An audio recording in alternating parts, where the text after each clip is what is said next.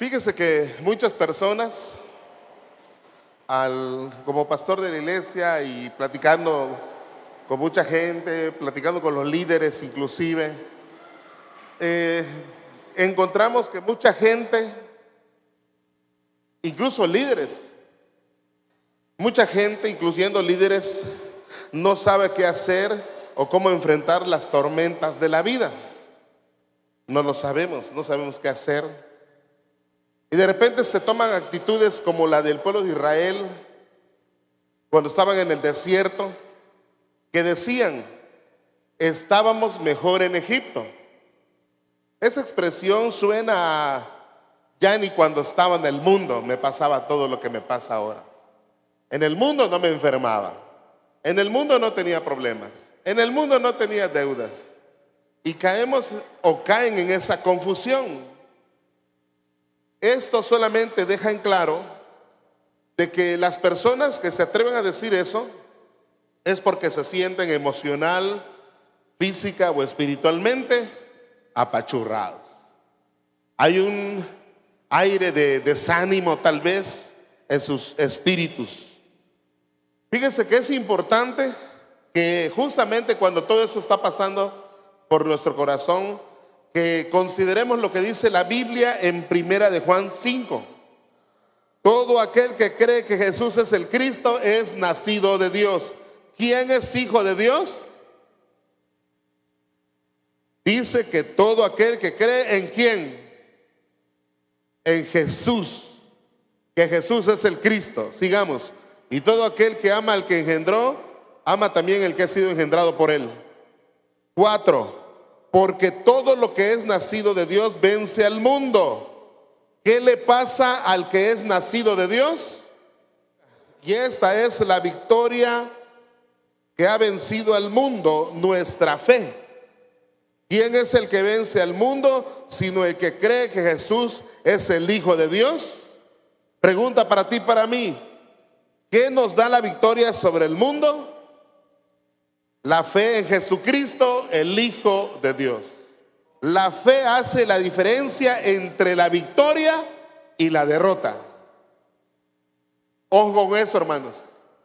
Según Primera de Juan 5, la fe hace la diferencia entre la victoria y la derrota. De ahí la necesidad, la importancia de hablar de la fe continuamente. Piensa esto: si la fe hace la diferencia entre una vida de victoria y una vida de derrota, entonces tenemos que estar hablando continuamente de la fe. Porque me pregunto, ¿habrá alguien en este lugar que le guste vivir derrotado, apachurrado, desanimado, desalentado, sin motivación? No es una forma de vida que agrade. No es para alguien normal, ¿verdad?, anhelar o desear algo como eso. Todos queremos estar bien, todos queremos sentirnos en victoria, en bendición. Entonces, como esto tiene que ver con la fe, de ahí la importancia de hablar con frecuencia acerca de la fe. Y quiero decirles algo muy importante, que es en lo que vamos a centrarnos en esta reflexión. El Señor Jesús se encargó de hacer de sus discípulos hombres de fe. Jesús se encargó de hacer de sus discípulos hombres de fe, porque ellos serían las columnas, los pilares de su iglesia. ¿Sí o no? Jesús no trabajó con las multitudes. Jesús trabajó con 12 hombres y tenía que pulirlos. Tenía que trabajar duro y tupido con ellos. ¿Por qué? Porque ellos iban a ser las columnas de su iglesia.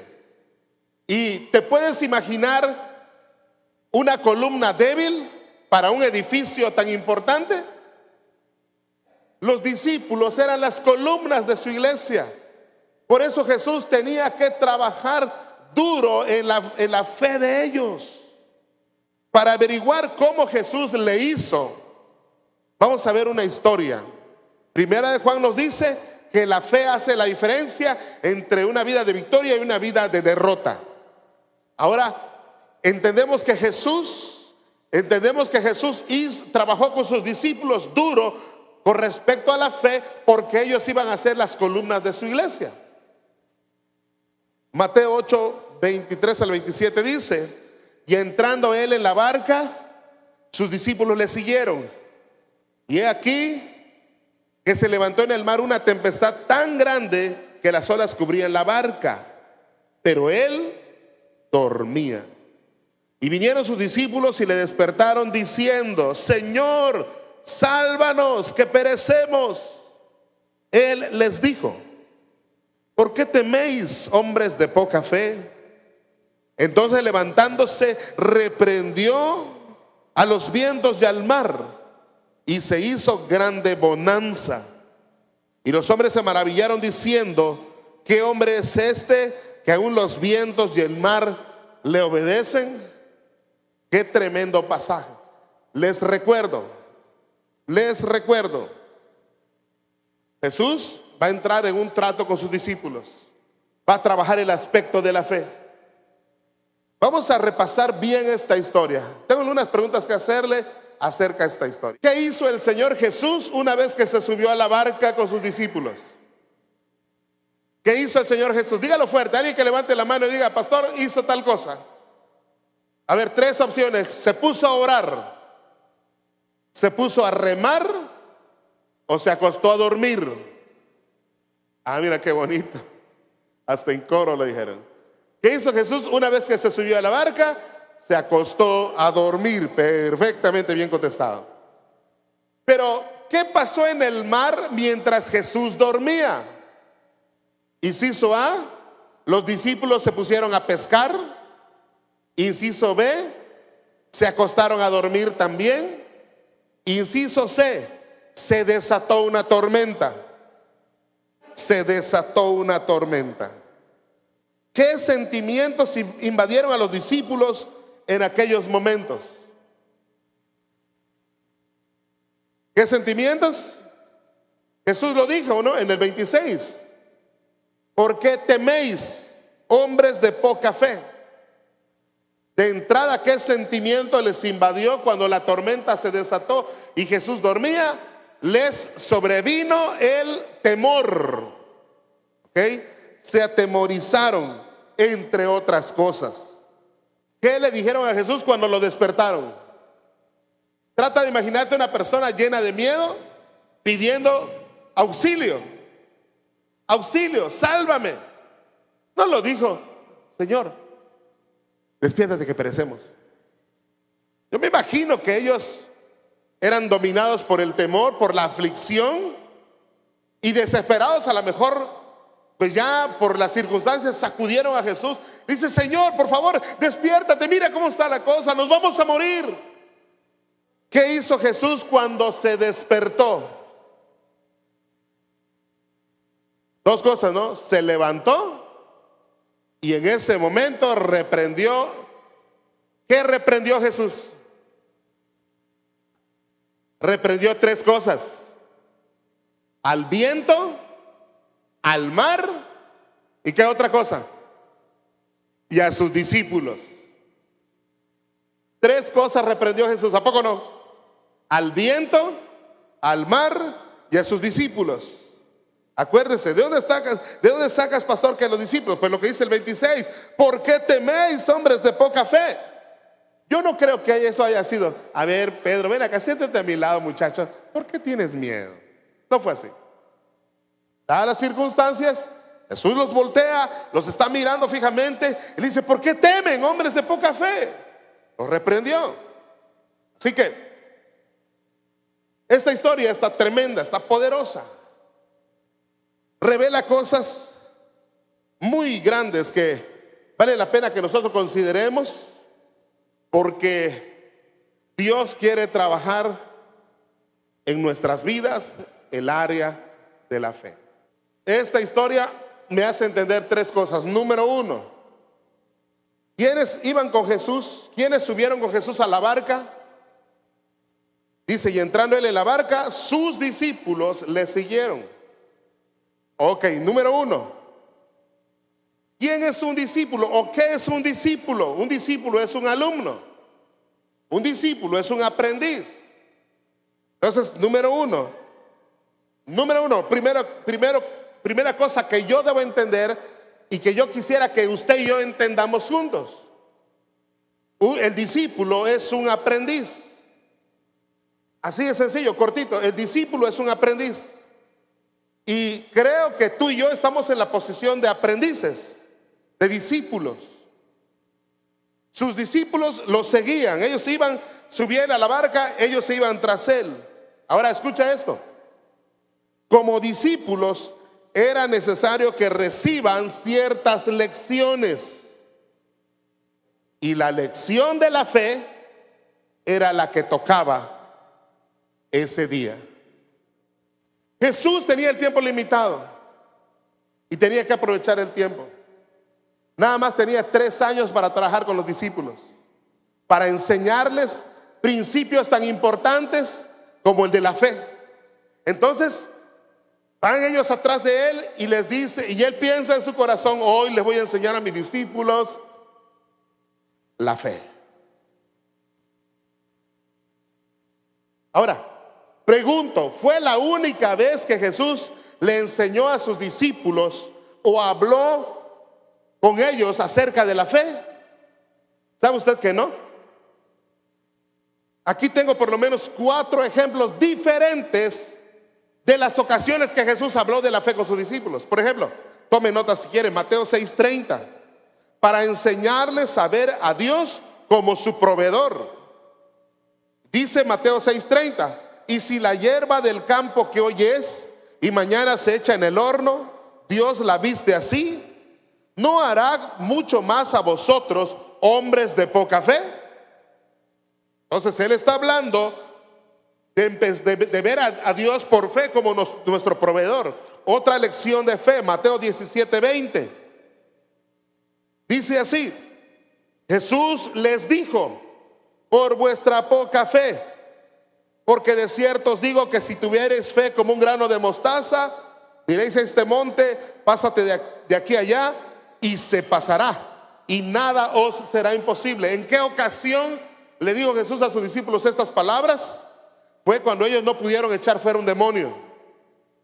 Ojo con lo que le voy a decir. Fue cuando ellos no pudieron echar fuera un demonio. Escucha esto: los demonios huelen si tienes fe o no tienes fe. Como aquel que quiso echar fuera demonios que se narra en el libro de Hechos. ¿Se acuerda usted? Quisieron reprender demonios y vinieron el endemoniado se levanta y les quita la ropa, deja semidesnudos a esos hombres. Pero los demonios le dicen a ese hombre: a Pablo conocemos, pero tú ¿quién eres? No olieron, no vieron la fe en ese hombre. Entonces, los demonios huelen tu fe. Dile a la persona que está a tu lado: los demonios huelen tu fe. Otro ejemplo de lección de fe que Jesús le da a los discípulos, Mateo 21:21. Dice: respondiendo Jesús les dijo: de cierto os digo que si tuviereis fe y no dudareis, no solo haréis esto de la higuera, sino que si a este monte dijereis: quítate y échate en el mar, será hecho. ¿Cuál fue la ocasión? Cuando quiso un higo y no lo halló en la higuera, y lanzó una palabra y la higuera se secó. Fue cuando les dice esa lección sobre la fe. Y un último ejemplo que quiero presentarles de cuando Jesús trató el asunto de la fe. Lucas 17:5-6. Dice: dijeron los apóstoles al Señor: aumentanos la fe. Entonces el Señor dijo: si tuvierais fe como un grano de mostaza, podrías decir a este sicómoro, desarráigate y plántate en el mar, y os obedecerá. Cuando le pidieron que les aumente la fe. Ok, estos versículos que les acabo de citar y que les acabo de leer son una muestra que usted debe tener en cuenta para lo que le voy a decir. no solamente una vez habló de la fe con los discípulos. Jesús habló de la fe varias veces con ellos. Y la pregunta que yo me hice, que le hice al Señor cuando estaba yo checando esto es: Señor, ¿por qué tantas veces habló Jesús o tocó el tema de la fe con sus discípulos? Yo le preguntaba a Dios mientras estudiaba esto, y Dios me llevó a la siguiente conclusión. La primera ya se las dije: porque ellos iban a ser las columnas de la iglesia y no podían haber columnas débiles. Los que iban a ser las columnas de la iglesia de Cristo tenían que ser columnas bien establecidas, bien cimentadas. Por un lado. Por otro lado, ¿por qué Jesús habló tantas veces o trató el asunto de la fe tantas veces con sus discípulos? Fácil: porque ellos no aprendieron a la primera. Y hasta que aprendan la lección de fe, iban a cambiar a otras lecciones. ¿Qué quiere decir esto? Nosotros muchas veces atravesamos por pruebas y a veces las pruebas son repetitivas, la misma prueba, a lo mejor con otro color, pero la misma prueba. Y de repente volvemos a caer y volvemos a caer y volvemos a caer. ¿Sabe usted por qué? No es porque Dios nos haya abandonado, sino más bien por el contrario. Dios ya nos enseñó cómo superar la prueba, cómo vencer esa prueba, pero no estamos haciendo lo que debemos hacer para vencer aquella prueba. Es decir, no estamos usando correctamente la fe que nos ha sido dada. Entonces, si no hemos aprendido la lección de la fe, pues ¿qué es lo que va a hacer Dios? Va a darnos la lección cuantas veces sea necesaria. Va a darnos esa lección cuantas veces sea necesaria. Recuerde, ellos son discípulos, ellos son aprendices. Ellos tienen que aprender a usar la fe. Entonces dile a tu vecino, dile a la persona que está a tu lado, por favor: tú y yo debemos aprender a usar la fe. Dígaselo, por favor. Entonces, ¿por qué? Porque somos discípulos. Los discípulos estamos para aprender.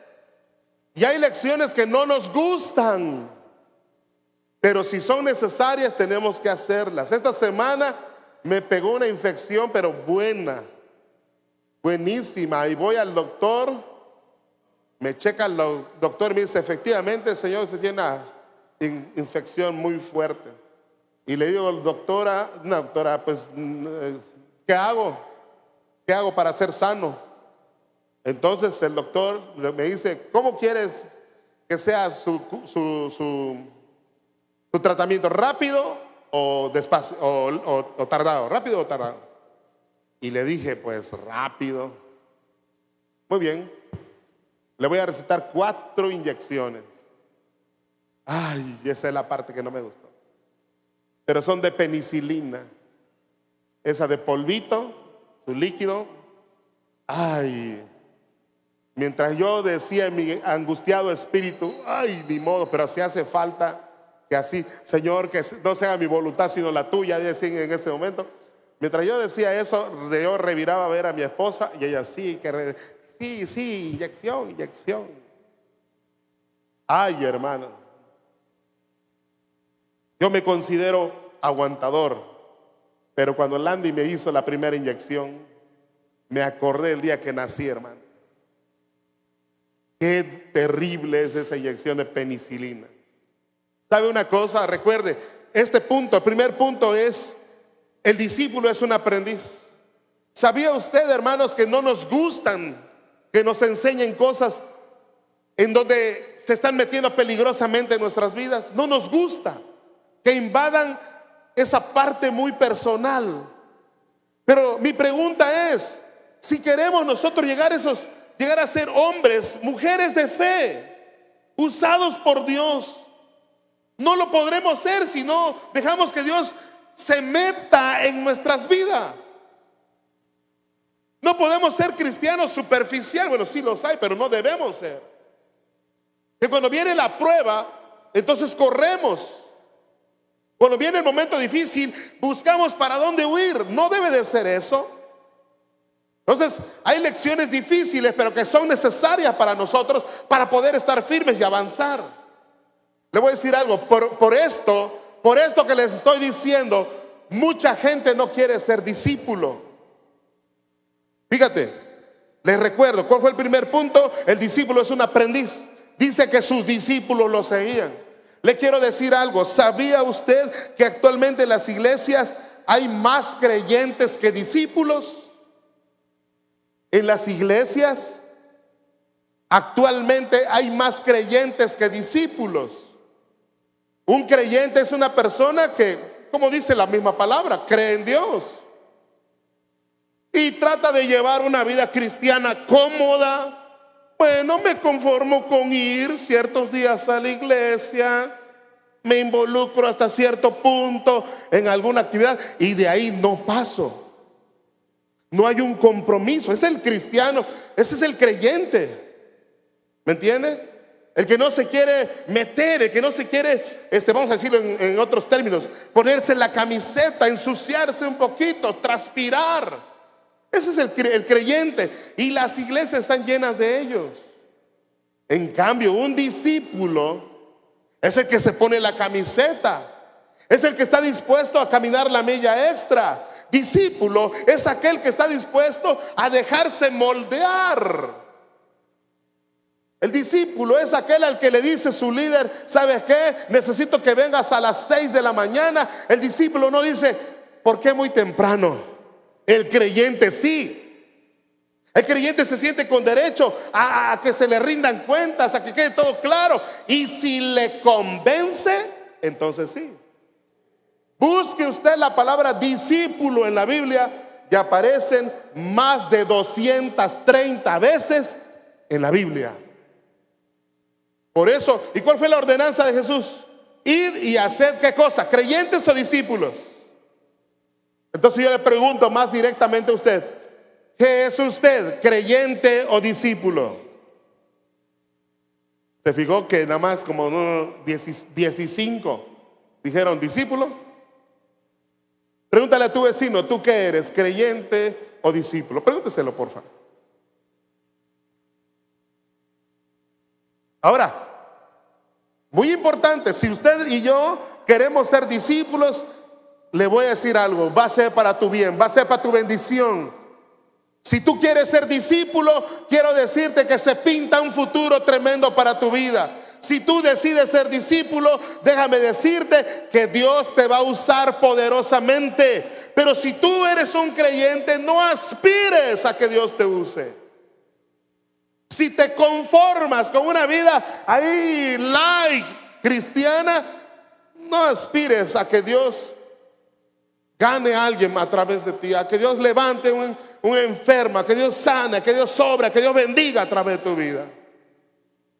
Pero si tú quieres y te dispones a ser un discípulo, yo hoy te digo en el nombre de Jesús: prepárate, porque Dios te va a usar poderosamente. Prepárate, porque verás el respaldo, la mano de Dios sobre tu vida. Prepárate, porque entonces tú te vas a sorprender de cuántas cosas Dios querrá hacer a través de ti. ¿A través de quién? De los discípulos. Tengo que ir rápido, así que tengo que irme al segundo punto de esta reflexión. Número 2, rapidito, voy a ir más rápido. Esa tormenta, punto número 2, esa tormenta no fue casualidad. Escuche esta pregunta y usted por favor respóndasela. ¿Hay casualidades o improvisaciones en lo que Dios hace? Piénselo. ¿Hay casualidades o improvisaciones en lo que Dios hace? No hay. No hay ni casualidades ni improvisaciones. Dios es un Dios de planes. Dios tiene una agenda. De hecho, usted y yo sabemos que Jesús no vino ni antes ni después. En el libro de Gálatas capítulo 4 versículo 4 se nos instruye que Jesús vino cuando fue el momento que tenía que venir. Dice: cuando vino el cumplimiento del tiempo, Dios envió a su Hijo, nacido de mujer, y nacido bajo la ley. Cuando vino el cumplimiento del tiempo, Jesús no vino antes. Entonces Dios no es Dios de casualidades o improvisaciones. Dios es un Dios de planes. Dios es un Dios de proyectos. Ahora piensa esto, y quiero redundar en lo que dijimos hace un momento. Escúcheme por favor.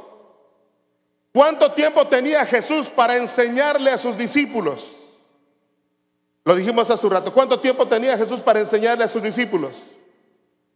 Tenía 3 años para entrenarlos, para prepararlos. Fíjate, 3 años para entrenar a los que iban a ser las columnas de la iglesia. Entonces eso me hace entender, ¿verdad?, que Jesús siempre quería sacarle jugo al tiempo. ¿Está comprendiendo? Él sabía, tengo 3 años, tengo que entrenar a mi gente, tengo que aprovechar cada momento, cada circunstancia, cada ocasión que se me presente, le tengo que enseñar a mis discípulos. Y así fue Jesús.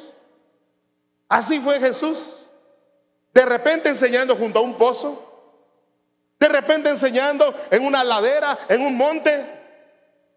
En cada lugar, en cada ocasión, Jesús veía una oportunidad para enseñarle a sus discípulos un valor, algo que tenía que ver con su formación.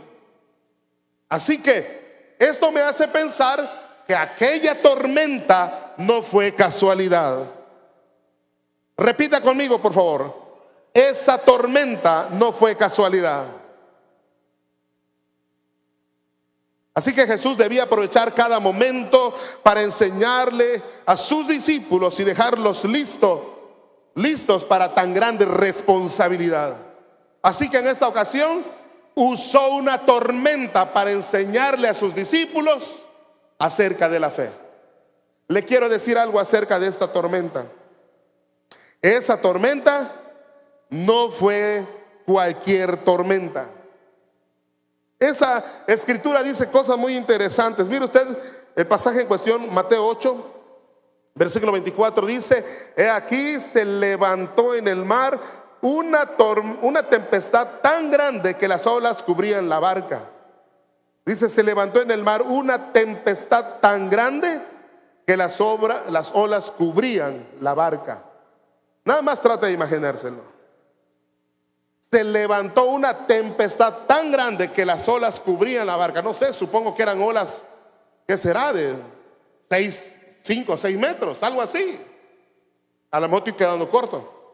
Y creo que estoy quedando corto porque cuando estoy leyendo, estoy repasando lo que la Biblia dice de esa tormenta. El Señor me lleva a 2 palabras muy interesantes. La primera es la palabra tormenta. Resulta que en griego la palabra tormenta es la misma que se utiliza para un terremoto y que es la palabra sismo. Sismo. Usted sabe que hubo un terremoto en Nepal y ya fueron 2 veces y por escalas pero altísimas. Esos terremotos han sacudido con esta ciudad y han devastado, muchos muertos por causa de ese terremoto. Pues ponte a pensar que la palabra tempestad y terremoto tienen su origen en la misma palabra griega que es sismo. Sismo.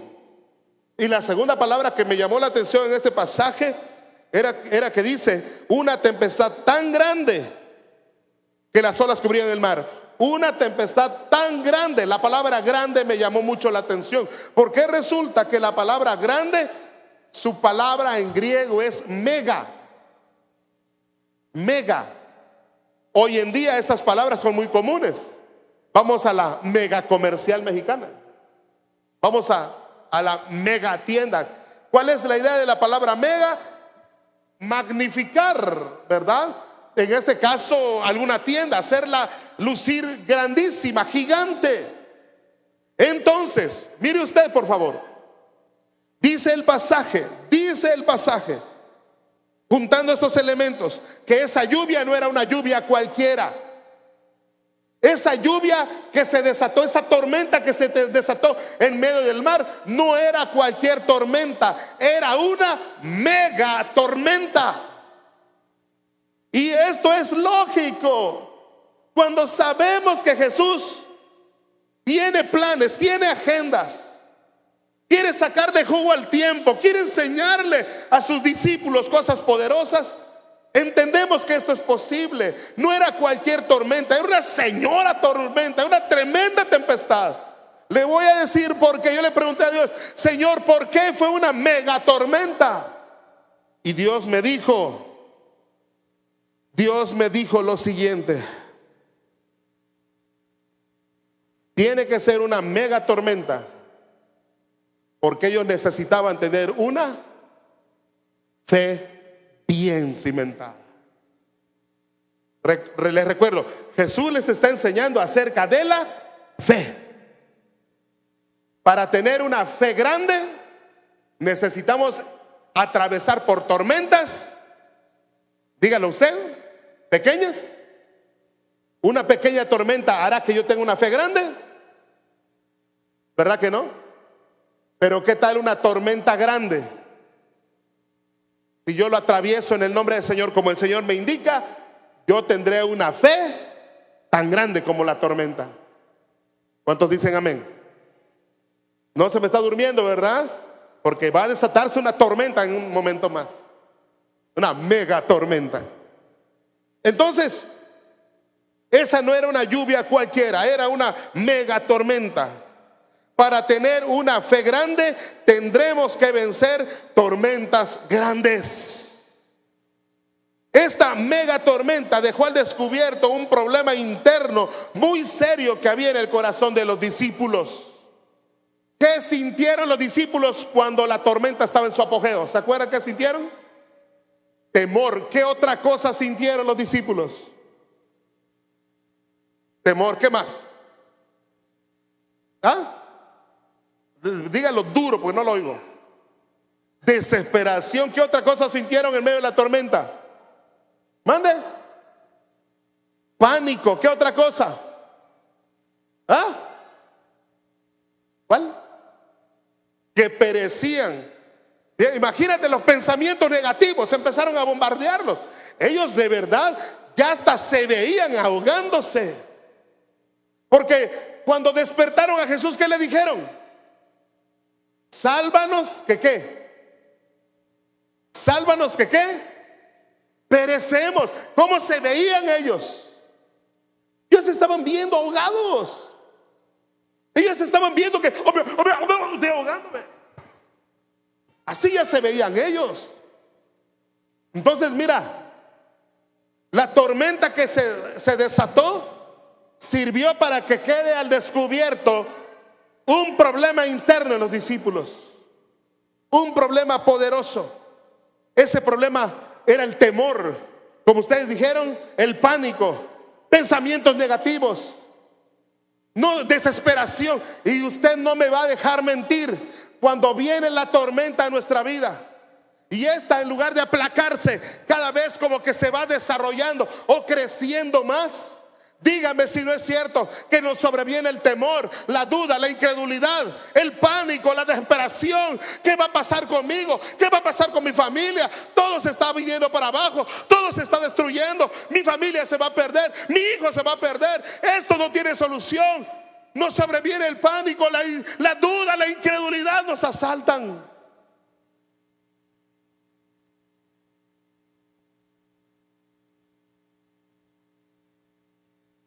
Y la Biblia dice muy claramente que el temor pone lazo en nuestros corazones.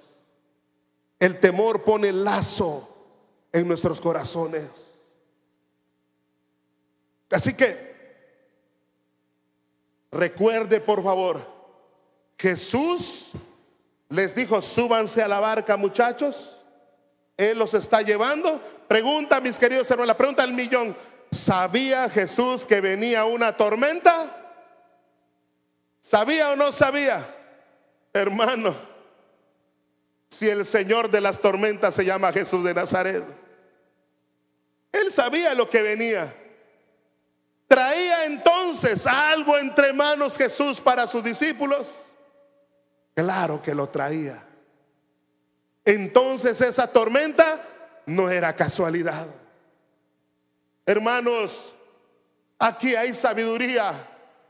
Las tormentas que tú atravieses, esos momentos difíciles, esos momentos de dolor, de sufrimiento, esos momentos que no te gustaría que se repitan en tu vida, no son casualidad, no son nada más porque sí, no son coincidencia. No es que te hayas levantado con el pie izquierdo. No es que alguien te haya dado en la comida algo en la comida que comes. No es que haya alguien que te haya hecho mal ojo. Esas situaciones que se te presentan, Dios las permite con un propósito. Esas mega tormentas que te sobrevienen es parte de lo que tienes que atravesar para que tú te conviertas en un hombre o una mujer de fe. Recuerda esta idea. Para tener una fe grande tendremos que vencer tormentas grandes también. Así que esta tormenta sirvió para que quede al descubierto un problema interno, lo que verdaderamente perjudicaba a los discípulos, que era el temor, era la duda, la incredulidad, la incertidumbre, etcétera, etcétera, etcétera. Les quiero decir algo. Pienso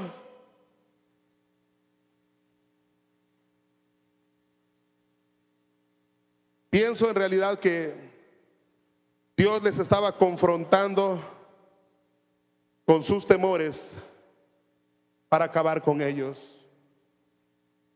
Después de todo, usted no me va a mentir.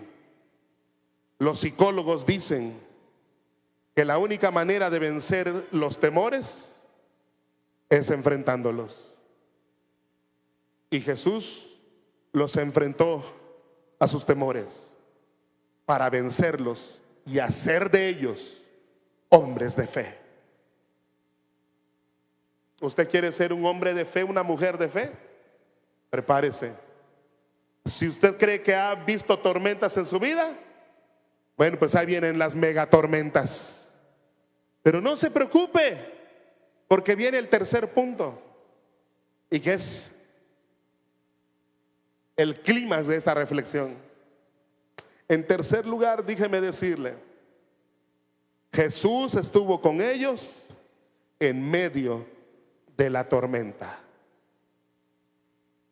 Les dijo Jesús: suban en esa barca, váyanse, ahí les alcanzo. Así les dijo Jesús: síganme, vamos. Él se subió a la barca, a la misma barca que ellos, y él se acostó a dormir. ¿Les desamparó el Señor porque se haya acostado a dormir? Claro que no. ¿Se olvidó de ellos? Por supuesto que no, porque Jesús es fiel. ¿Hay alguien en este lugar que crea que Dios es fiel? Nada más 10 dijeron amén. ¿Cuántos en este lugar pueden decir con toda su fuerza y con todo su corazón: pastor, mi Dios es fiel? ¿Cuántos lo pueden decir? ¿Cómo puede usted demostrarle a su vecino que está inmediatamente al lado de usted que usted está convencido, que lo cree de todo corazón, que Dios es fiel? ¿Cómo lo puede hacer? Demuéstrele a su vecino de alguna manera que usted cree que Dios es fiel. Demuéstrelo. Exprese su convicción de que Dios es fiel, porque esto hace la diferencia entre una vida de derrota y una vida de victoria. Entonces pregunto: ¿cuántos creen que Dios es fiel? Bien. Esa mega tormenta representa problemas, pruebas, momentos difíciles, dolor, experiencias duras, sufrimiento, traición, etcétera, etcétera, etcétera. Pero Jesús, así como con sus discípulos, está siempre con nosotros. Y quiero decirles algo, hermanos, y si usted lo cree, dígame: no hay mega tormenta, escúchelo, no hay mega tormenta sobre la cual Jesús no tenga poder. ¿Lo cree usted? Dígalo con fe. Vamos a decirlo de otra manera. ¿Hay alguna tormenta que no obedezca la voz de Jesús? No lo hay. Jesús tiene poder sobre toda tormenta. ¿Cuántos dicen amén? ¿Cómo lo sabes, pastor? Sencillo. Señor, levántate que perecemos. Señor, se levanta. Ay, muchacho. Calla. Enmudece. Y aquel mar que levantaba olas de 5 o 6 metros, y aquel viento que hacía que las velas casi se rompieran, quedaron completamente mansos a la voz de su Señor. Jesús está contigo en medio de las tormentas. Él tiene poder sobre las tormentas que vengan a tu vida. Me sorprende ver la madurez con que David, Eric y su mamita y su hermana pasaron a dar testimonio. Me sorprendió ver cuando Carlos y su familia daban testimonio de su mami que perdieron hace fin de año, que se atrevieron a decirlo. Y aunque hay un señal de duelo en su corazón, hay una paz por sobre todo ello. Porque le voy a decir, entiendo que perder un padre, perder una madre no es cualquier cosa. Es una prueba muy grande. Pero en medio de la prueba, Jesús siempre está con nosotros. ¿Lo cree, hermano? ¿Lo cree usted de verdad? Dios nunca te va a dejar. Dios nunca te va a dejar. Hace un rato decíamos que aquella tormenta dejó al descubierto el verdadero problema de los discípulos. Y la pregunta es, dijimos que era un problema interno, es decir, que el problema no estaba en la tormenta o el mar, que estaban descontrolados. El problema de ellos tampoco estaba en la seguridad que pudieran tener en la barca. El verdadero problema de ellos no estaba tampoco en el tiempo que durara la tormenta. El problema de ellos tampoco estuvo en si Jesús dormía o no lo hacía. El verdadero problema de los discípulos, ¿sabe dónde estaba? Aquí en el corazón. Le voy a decir por qué. ¿Cómo le dijo Jesús a sus discípulos cuando se despertó? ¿Por qué teméis, hombres de poca fe? El verdadero problema de los discípulos no era la tormenta, no era la barca, no era Jesús si Jesús dormía o no. El verdadero problema de ellos estaba aquí en el corazón. Y así es siempre. El verdadero problema de nosotros está aquí en el corazón, hermanos. No en las circunstancias que nos rodean, no en lo que está pasando a nuestro alrededor, no es si el clima hoy está soleado o está nublado. Ese no es el verdadero problema. El verdadero problema está aquí en nuestro corazón. Ahí está el verdadero problema. De hecho, fíjate, la versión, la Biblia en lenguaje sencillo dice de la siguiente manera: ¿por qué están tan asustados? Qué poco confían ustedes en Dios. El problema estaba aquí en el corazón. Una persona cuya fe no está bien, cae presa del temor. Y como dijimos hace un rato, se convierte en su esclava, según Proverbios 29:25, en donde dice: el temor del hombre pondrá lazo. Cuando el temor nos domina, ya no vemos al problema del tamaño real que es. Cuando dejas que el temor domine tu vida, el tamaño del problema se multiplica por 100 o muchas más veces. Es decir, lo que era un problemita se convierte en un mega problema. Le voy a una pregunta para que me entienda. Esa mega tormenta ¿era problema para Jesús? Le voy a hacer una pregunta. ¿De qué tamaño veía Jesús a esa megatormenta? A ver, atrévase a dar una respuesta. ¿De qué tamaño veía Jesús a esa megatormenta? ¿La veía gigante o la veía pequeña? Por eso Jesús se pone de pie. ¡Calla! ¡Enmudece! Yo me imagino que si tuviera cara la tormenta o el mar, ay, sí, Señor, sí es lo que tú digas, jefe. Está hablando el mero mero. Y lo tremendo de esta historia es que aquel que tiene poder sobre las tormentas y el mar siempre está con nosotros. Amén, hermanos. Siempre está con nosotros. Así que no dejes que el temor te atrape. Dile a tu vecino: no dejes que el temor te atrape. Ya voy a terminar. ¿Qué hubiera pasado si hubieran tenido fe en aquel momento? ¿Qué hubiera pasado si en vez de temor hubieran tenido fe? Jesús les dijo: ¿por qué teméis, hombres de poca fe? ¿Qué hubiera pasado si hubieran tenido fe? Iban a pasar dos cosas. Número uno, no hubiera habido temor.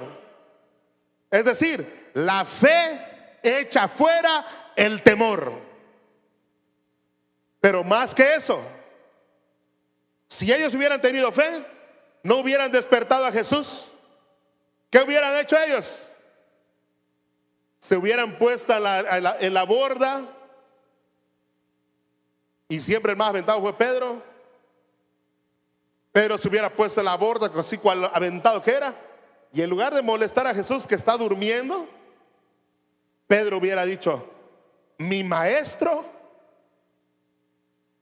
haría lo siguiente: te ordeno, mar, viento, calla, enmudece. Si hubiera tenido fe, pero no tuvo fe. Entonces, si hubiera tenido fe, no hubiera tenido temor, y hubieran hecho lo que Jesús hizo con la tormenta y el mar. Es decir, si ellos hubieran tenido fe, ellos hubieran aplacado al viento y al mar. ¿Cuántos están de acuerdo conmigo? Y aunque no esté de acuerdo conmigo, es lo que dice la Biblia que Jesús hizo. Imagínate qué lección de fe tremenda. Entonces, en resumidas cuentas, hoy yo quiero terminar diciéndole, usted no está aquí por casualidad. Usted está aquí porque Dios se está tratando con su vida.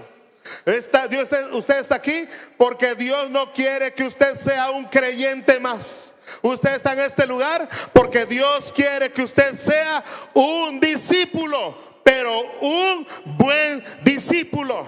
Así que quiero decirle que si tú estás pasando por tormentas en este momento, tienes que tener presente: esas tormentas no son casualidad. Esas mega tormentas que se levantan en tu vida son porque el Señor quiere tratar con tu vida. Son porque el Señor Jesús quiere enseñarte la fe. Son porque el Señor Jesús está diciendo: ya basta. No quiero que te conformes. No quiero que te quedes en la posición de siempre. Quiero que te levantes. Quiero que des un paso extra. Quiero que hagas algo diferente. Quiero que ahora sí brilles, que ahora sí te levantes, que ahora sí hagas lo que yo quiero que hagas, que conquistes, que derrotes al enemigo, que levantes tus manos y tú le hables a la tormenta y le digas en el nombre de Jesús: calla, enmudece. Eso es lo que Dios quiere para nosotros. Pero mientras usted no aprenda la lección de fe, usted seguirá en una barca pensando que se va a ahogar, que se va a morir.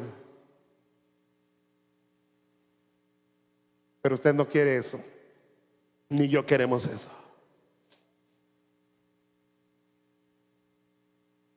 Por medio de esta historia nos damos cuenta que todo aquel que siga al Señor enfrentará tormentas. Las tormentas son parte de una formación y por lo tanto debemos aprender a enfrentarlas y vencerlas. Si tu fe la pudieras representar con una armadura, ¿cómo se encuentra tu fe en este momento? ¿Así, impecable, o está llena de golpes y tal vez de grietas? ¿Cómo se encuentra tu fe? Entonces mi pregunta es, ¿cuántos hoy quieren renovar su fe?